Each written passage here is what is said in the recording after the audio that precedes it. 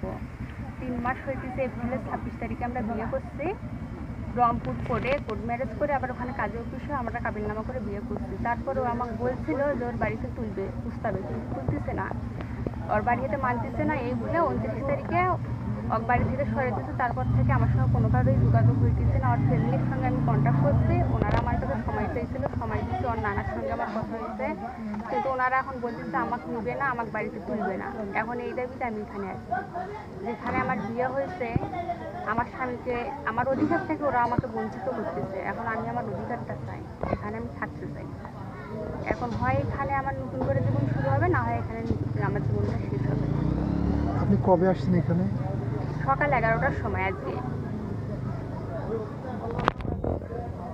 থেকে কেউ কোনো গায়ে হাত তুলছে বা কোনো গায়ে হাত গালিগালাজ না, করছে? এমনিতে একটু ধাক্কাধাক্কি হয়েছিল গেটের ওই জায়গায়। তারপরে আবার অকথ্য ভাষায় অনেক গালাগালি করতেছে ওনারা, আমার বিভিন্ন কথা বলতেছে, অনেক কিছুই করতেছে। আচ্ছা, আপনার এই যে কোর্ট ম্যারেজ যেটা হয়েছে, এই কাবিননামা আছে আপনার কাছে? হ্যাঁ, আমার কাছে আছে। কাছে নাও, ব্যাগটার ওপরে নাও, হ্যাঁ বুকের কাছে নাও, ঠিক আছে।